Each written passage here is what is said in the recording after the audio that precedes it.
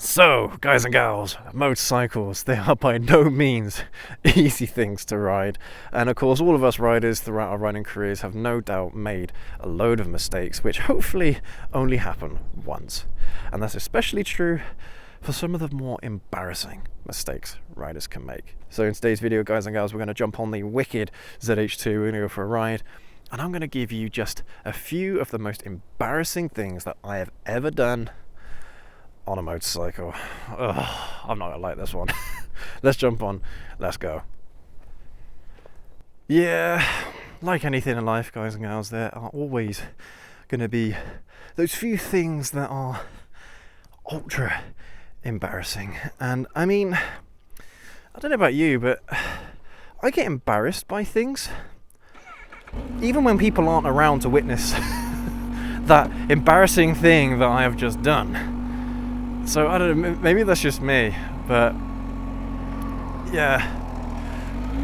But I mean, today's video is going to be just to kind of give you guys a bit of a heads up, just in case you are a newer rider, or I don't know, maybe it's just one of those things that you can just laugh at me about, you know. I'm really kind of exposing myself here and kind of showing everyone how human I am, and how, yes, everyone makes mistakes, including some guy on YouTube that, I don't know, shows people how to do certain things.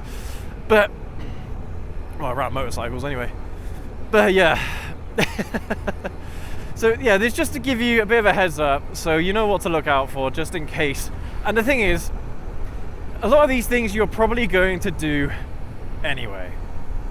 And no, I'm not going to talk about the obvious things like just stalling. Because stalling a bike, yeah, that is embarrassing, but I mean, everyone stalls everything. People stall cars all the time.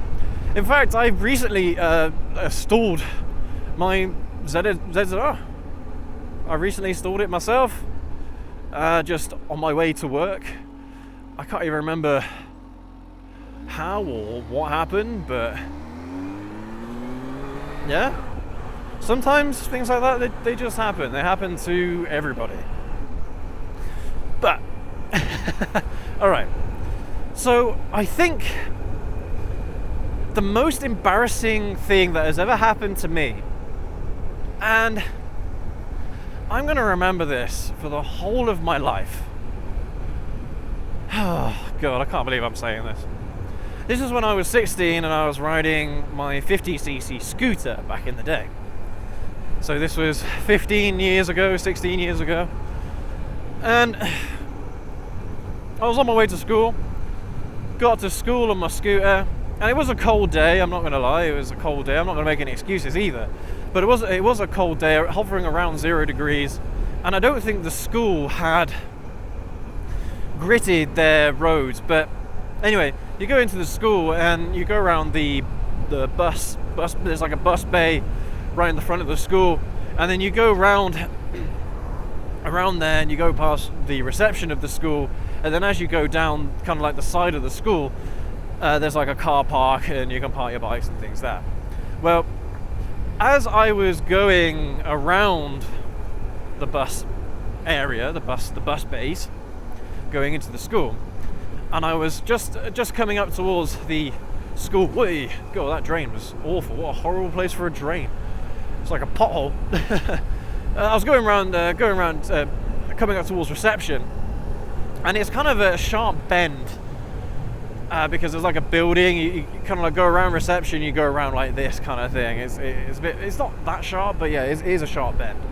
But anyway, so I went around this bend, and this was right at the start of the school day. So all the kids, they got off the buses. They were going down the steps away from reception to kind of go to their classes, and the rear wheel of the scooter came out from underneath me. I didn't brake, I didn't use a brake or anything like that. I just went around the bend like I usually do, and of course that's my lack of experience right there. But I was doing probably 15 mile an hour, if that, going around this bend, and yeah, the rear wheel just slid out from underneath me, and I landed so hard on my ass. I had a massive bruise on my ass for days. And all the kids, they saw it. They saw it happen. And the thing is, there wasn't many kids at the school that rode scooters, and everyone had a different scooter. So it wasn't like my scooter was, I couldn't camouflage it, I couldn't hide it. So there were no doubt kids that saw me totally bail that morning, and and they probably knew who I was. The thing is that I didn't know what to do in that situation. I think it was the first time that ever happened to me. But anyway, I just picked the bike up. I think the bike, the scooter ended up stalling as well. But I picked it up and I just walked it around the corner and away from all the kids. And gravel there. That's why you got to watch out for gravel, because it's just like ice. Just walked around the corner, put it on its kickstand, and I just crouched down into a ball and went, fuck! Yep. Oh god, it's the most embarrassing thing that has ever happened to me. But the things I'm going to be describing in today's video aren't going to be that extreme, but yeah, those kinds of things, they do happen, and I'm sure I'm not the only person that that's ever happened to. But yeah, these things, they happen to me, they always happen to me. Anyway, sod's law, I suppose. But of course, one of the most embarrassing things that you can do is when you put your bike down on the kickstand, you're on a hill, you put the bike in gear, of course, to stop the bike from rolling up or down the hill. Then you walk away from the bike. I don't know, you go and do whatever you're going to do your shopping or visit your mates, whatever. Then you get out to your bike again, you turn it on, and of course the first thing that I do, that I think habit most riders do, they pull in the clutch, forget that it's in first gear, they turn the bike on, and then they just let the clutch out because they think the bike's in neutral, and then the bike just stalls. Now this has happened to me on a video recently, like within the last year this has happened. If I can remember what video it was and I can find the clip, then I'll put it up in front of you right now to for your pleasure, for your viewing pleasure. But yeah, man, that as well, really, really embarrassing. I mean, no one was around, luckily, but still, it's still just one of those things that you just, yeah, you don't particularly want happening to you at the best of times, you know. But yeah, it's quite common practice doing that, putting your bike or car in gear. Yeah. So there's tip number one. Number two, in the UK, and in the UK mainly because we ride on the left-hand side of the road, whenever we acknowledge another rider or want to say thank you for someone giving way to us, we nod our heads like that, you know, we just nod, or just an acknowledgement, just a little nod like that. Well,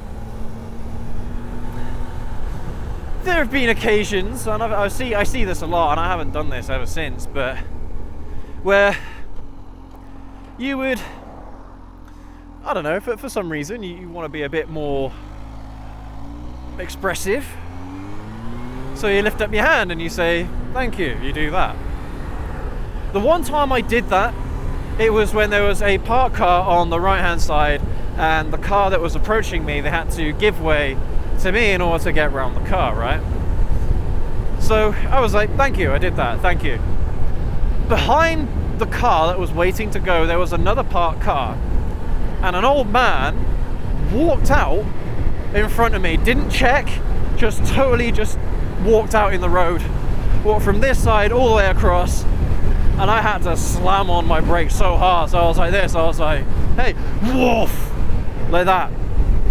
And oh my god, that is just, again, so embarrassing. I mean, okay, the old man shouldn't have walked out like that, they should have checked, but the fact is I didn't have both my hands on the handlebars at the time. And of course, well, the driver that I waved to, they of course saw my reaction.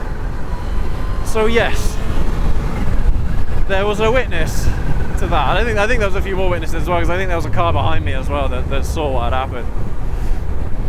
So okay, the old man shouldn't have done what he did, but I shouldn't have taken off my hands off the handlebars like I did just there. Oh man, so embarrassing.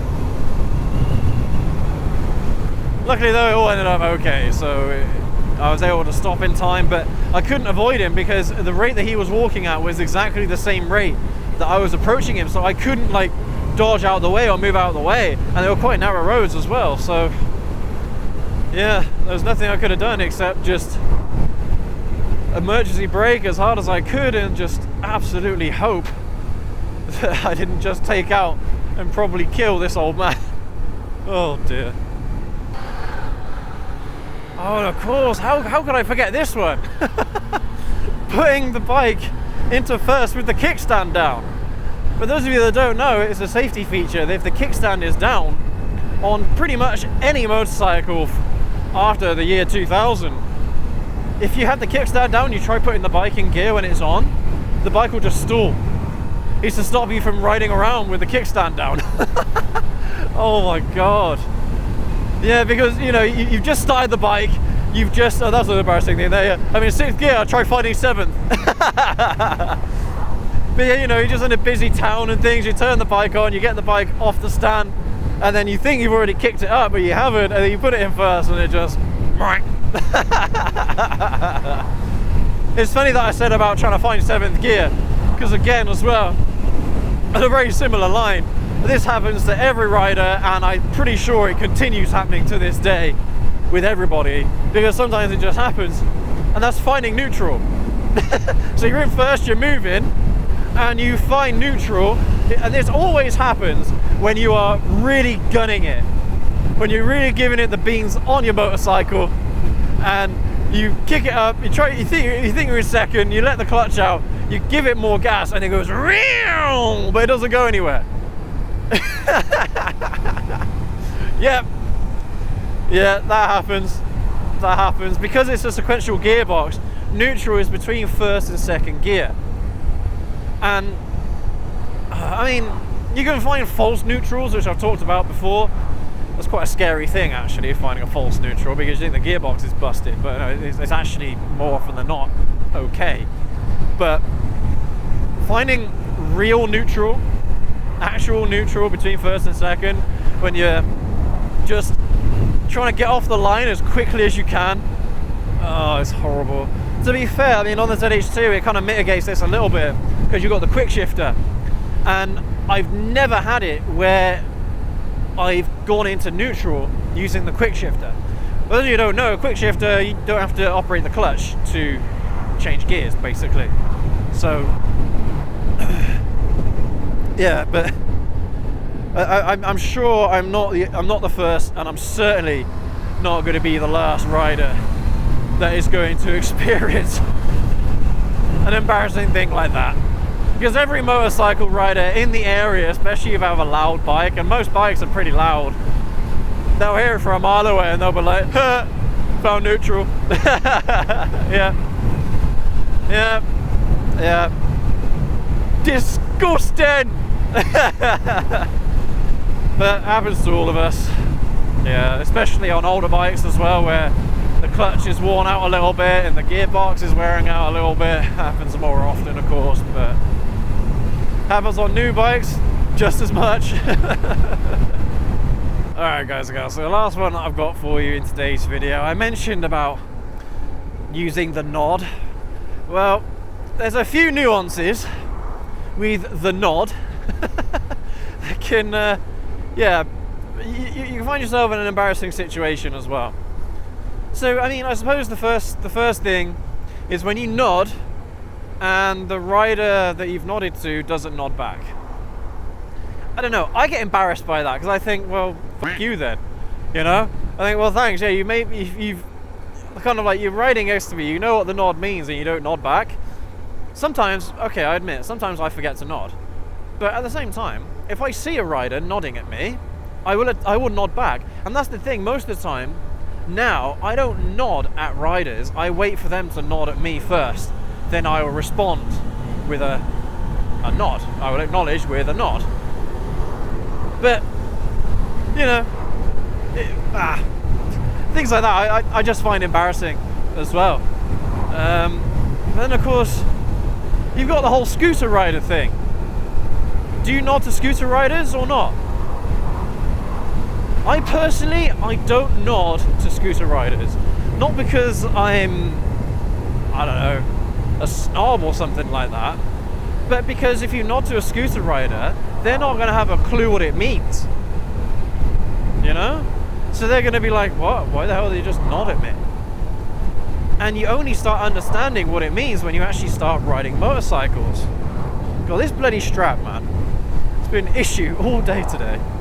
On this hand, it's been fine. But yeah, so that's just another thing as well, that can sometimes be a little bit embarrassing because you're nodding at someone that doesn't actually understand what the nod means. Now, in the US and in other countries where they ride on the wrong side of the road, I mean the other side of the road. I'm joking. There is no right or wrong side of the road to drive on or ride on. All right, don't get your panties in a twist. But they, of course, will use the peace sign. Now, over here we can't really do that because our hands have got to be on the throttle. So as soon as you take your hand off the throttle, well, you start slowing down. Whereas in the US and in Europe, you don't have that problem because your clutch is going to be fully disengaged. You just put your hand down like that. You just do a little kind of like 2-finger kind of peace sign, and that's the way how they do it. So yeah, just in case, you know, you're riding another country and you don't, you know, someone's done that to another rider has done that to you, and you're like, what the hell does that mean? You know, are they telling me there's something wrong with my bike or something? You know, just so you guys know. But I'm sure there are other things. I mean, everyone knows this, right? Everyone knows that. You put that on your leg like that. Imagine doing that. Tell me, those of you that those who live in the UK, you'll know exactly what I mean when I do that. Just this little symbol like that, and you put it on your thigh, you put it on your leg. Everyone knows what that means in the UK, but I don't know. Have a guess. Don't give the answer away. Those of you in the comments, have a guess what that means. Yeah, it's just another thing. Deary me. Anyway, guys and gals, those are all of the ultra embarrassing things that I have had the unfortunate pleasure of doing and experiencing. And well, you know, these things happen to everyone, and that's kind of like what I was saying at the beginning of the video, that even though you might be aware after watching this video of some of these embarrassing things, well, you'll probably more than likely end up doing these same things yourself. And that's fine. You live and you learn, and it's like finding neutral. That's going to happen regardless, unless you have an automatic motorcycle or you have an electric one. Finding neutral is just a necessary embarrassment evil. It's a necessary embarrassment for most riders, and like I said, it only happens when you're really gunning it as well. Finding neutral is never an issue when you're just riding casually. But anyway, guys and gals, yeah, thank you ever so much for joining me in today's video. Thank you for watching all the way to the end. Leave a like, hit subscribe, definitely let me know down in the comment section below any embarrassing things that I've missed in today's video, or something that you have had experienced that was ultra embarrassing for you. Yeah, because I'm sure that all of us have got stories like that to tell. Woo! Woo! I will catch you all in the next video. Have a good one.